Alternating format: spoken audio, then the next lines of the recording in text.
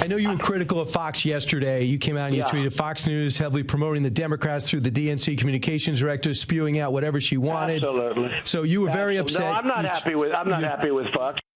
All right, well, I think the president watches Fox. I also think he is getting sick of Fox, which is weird because I think he gets pretty fair coverage at Fox. But the president making clear to fact check him is to be all but dead to him, and his legion of supporters who let me know in no uncertain terms I am either with him totally or I am a never-Trumper fully.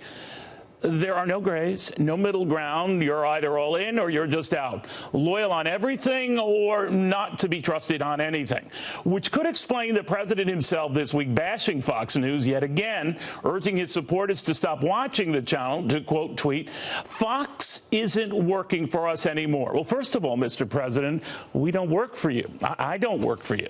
My job is to cover you, not fawn over you or rip you, just report on you, to call balls and strikes on you. My job, Mr. President, our job here is to keep the scores, not settle scores.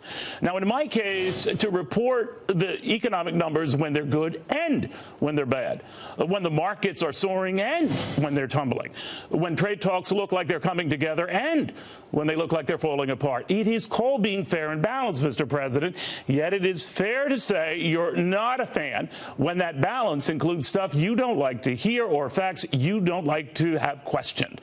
You're only human. I get that. Who likes to be corrected? But you are the president. It comes with the job, just like checking what you say and do comes with my job. After all, I'm not the one who said tariffs are a wonderful thing. You are. Just like I'm not the one who said Mexico would pay for the wall. You did.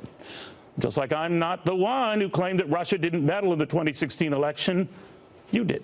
Now, I'm sorry you don't like these facts being brought up, but they are not fake because I did. What would be fake is if I never did. If I ignored all the times you said you loved your old Secretary of State, Rex Tillerson, until you didn't.